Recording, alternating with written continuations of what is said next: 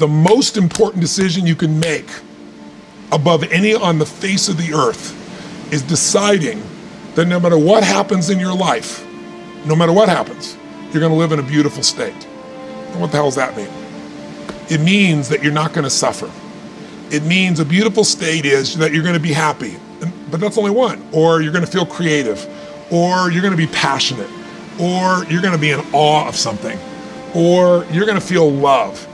Any state that's a beautiful state is really the core essence of who you are without fear, right? All of our suffering as human beings, and I deal with people all the time. I mentioned to you off camera, 2 people I coached yesterday. One's a presidential candidate, and the other one is a rap superstar, right? Both in the same day. And without naming any names, people that have everything, by your point of view, most people's point of view, they have the fame and they have the love and millions of people love them and they have great economics, financial freedom, and they have homes and they have the fashion, they have everything, they're the shit. I can't tell you how many of them are miserable. Right. The majority are miserable. I'm not bullshitting. I'm the one who gets the phone call from the vast majority. When I say miserable, they're so used to it, some of them don't even realize they're miserable, right. But most do. They get in a place where it's like, how do I keep this up? How do I keep outdoing myself? How do I, I built these 32 companies, how to keep all 32 going and make them all grow every single year. And that's not how life is, right? And then they worry about what will people think, what will they do? So the decision to say, I am not gonna suffer, that if suffering arises, pain's one thing, suffering's another. Suffering is when you're like, and the way you suffer is you focus on yourself. Suffering comes when we obsess about ourselves, what we're getting or not getting, what we should have done, what others should have done for us. It's the me game. You, my dear friend, and I say this with no blowing smoke, your primary core is a giver, which is why you're prospering. You're not the me. You're like, how do I give more, do more, share more, create more? How do we do a better job for our clients? How do we do a better job for our internal customers who work with us, our partners? Your entire life is that. That's why you're prospering. And you're not feeling suffering. But when you do suffer, and I promise you do, you correct me if I'm wrong, it'll because you're worrying about something in the future. How's this gonna happen? Will this come together? Suffering can be worry, it could be anger, it can be frustration. It's anything that takes you out of a beautiful state. And here's what people don't get. You can end suffering by stop focusing on yourself and focus on something you wanna serve greater than yourself. Your children, your wife, your mission, your life. You can get out of it in an instant because the nature of the human mind is to constantly compare things.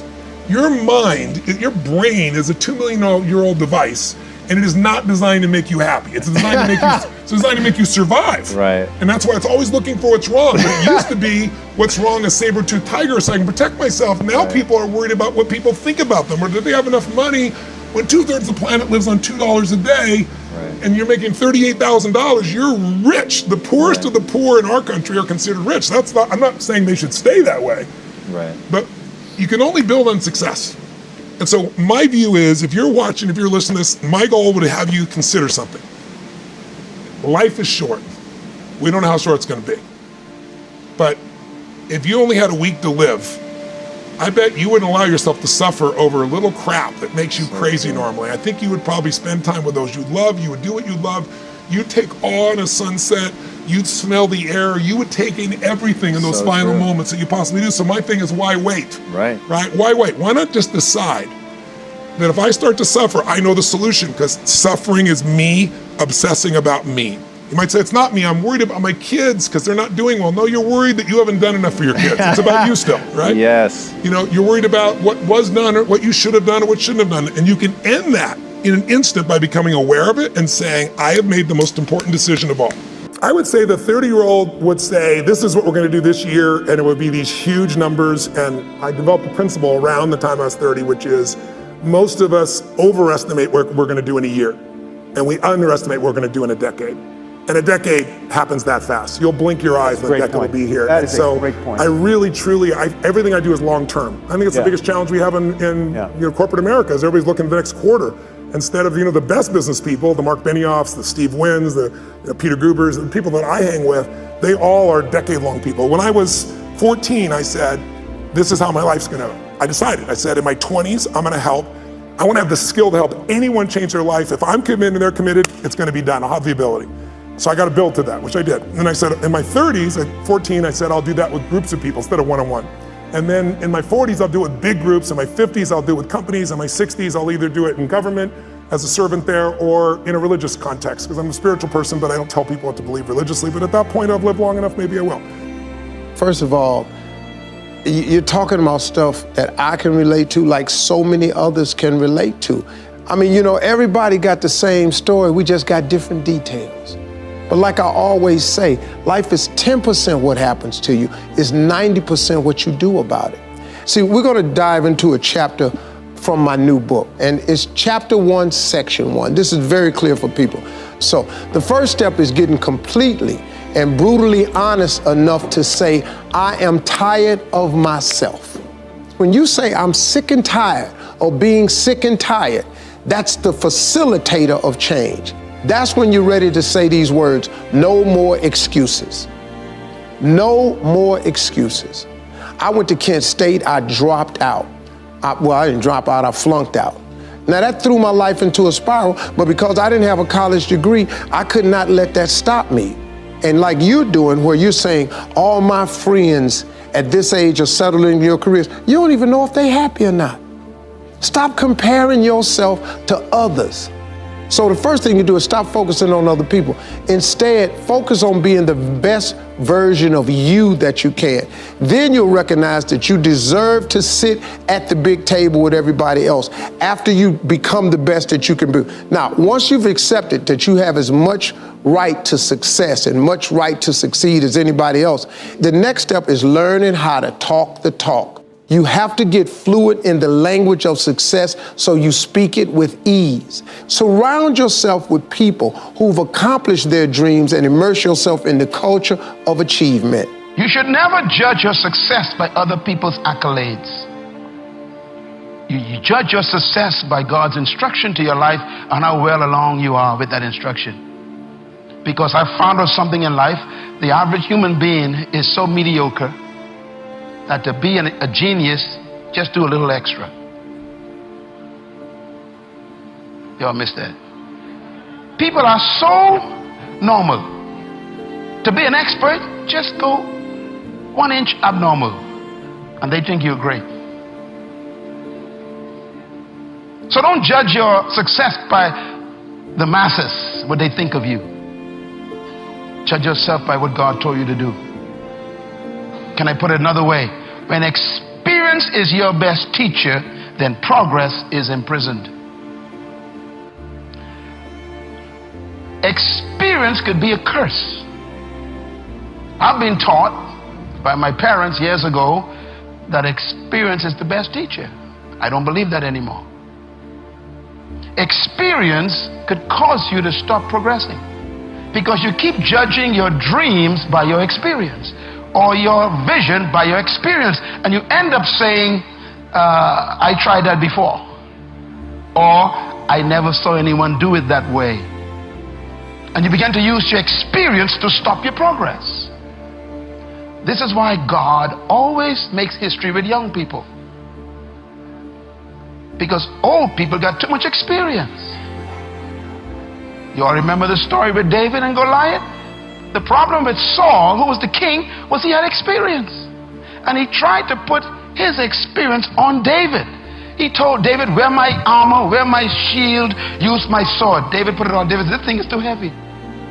And he went out and fought the giant with something the giant never saw before. A sling. How do you fight a rock with a sword? The giant says, what is this thing he's using? The giant is trained, experienced with a sword.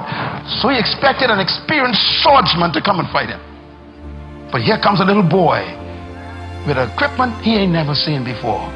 We need some people like that in the 21st century, who come with some things that they ain't never seen at the office.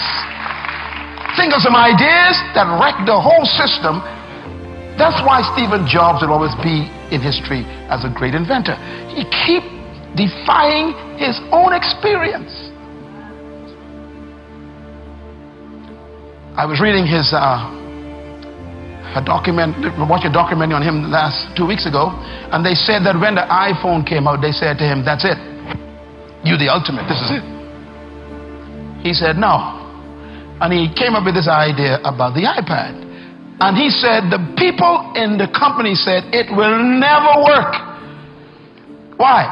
It's an abnormal size. Either you got a computer or an iPhone. Put it in your pocket or put it in your briefcase. He said, this thing in the middle ain't gonna work. He says, look, we're gonna make this. Now the iPad is the most common machinery people use in the world. Sometimes you got to defy your own board to take progress. Experience, consult your experience, but never let it rule you. I love the phrase willpower, but willpower isn't something you conjure up. Willpower isn't something you drink. Willpower isn't something you download from Google. What you're talking about is, how do I make the choices that are in alignment with my highest purpose and my highest vision for myself? That's what you really want to ask. See, your life is a physical manifestation of the choices that you made up until this moment. I'm gonna say that again because that gets a little deep, and that can go over some people's head. That can hit you sometimes right between the eyes, and you gotta hear it a second time. So here it goes. Your life right now, as it exists today, your finances, your weight, your relationships, your career, your self-esteem, your self-image, your spiritual awareness, all of that is a result of the choices that you've made up until this moment. Big and small. And just so you know, your life, the way it appears today, is not a result of a few big choices. Even though that's the thing that we look back on, we go, I shouldn't have moved out of the state. I shouldn't have got into that relationship. I shouldn't have. We look at the big things. Well, I'm here to disrupt that mindset a bit. Your life experience right now is not so much a result of your big choices, while those impact you. It's really a result of a bunch of small little choices made consistently over a long period of time. Because those are the habits and the behaviors that you've gotten into. So we can talk about willpower and how do I build willpower, as if it's something that you can flex in the gym or something you can do crunches or abs or triceps and build, but it's not. The question you should ask, the answer you should be seeking is, what does it take to make my choices become in alignment with the life that I say I want to live? Now, when you say choices, it makes it really sobering, because even when you choose to sit down on yourself, it was a choice. So I ask you in this moment, what will it take you to decide to make the choice today? Don't even think about tomorrow, don't think about next week, but to make the choice today that's in alignment with your health goals. Make a choice today that's in alignment with your financial goals. It's the small things. It's the extra visit to Starbucks. It's the extra biscuit. It's the getting up early. It's 10 more crunches. It's doing squats every time you go to the bathroom. At least that's what I do. I do 10. I do 10 every time I go to the restroom. I'm already there. I'm just going to keep on going just because I want to stay in alignment with my goal. And my goal is to have a body that at least creates a double take or a triple take, maybe. I don't know.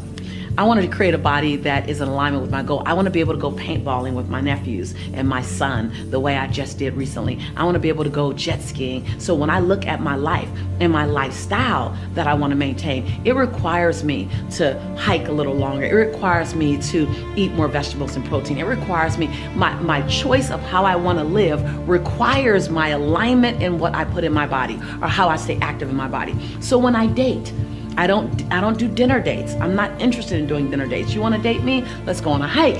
Let's go skating, ice skating, roller skating. Let's go on a walk. I want active dates in my dating experience, because that's in alignment with my life's purpose. So what are you choosing? Let's not even look at willpower. Let's look at choices. Because choice is something you can control in every single moment. And the choice you made yesterday, if it wasn't in alignment with your greatest goal and your highest purpose, okay, yesterday is yesterday. Make a new choice today. You're not ever condemned or sentenced to making the same choice over and over and over again. Every day, every moment, you have a new opportunity to make a new choice. People are just afraid, man. So many people are afraid of rejection or failure, but without failure, you have no success.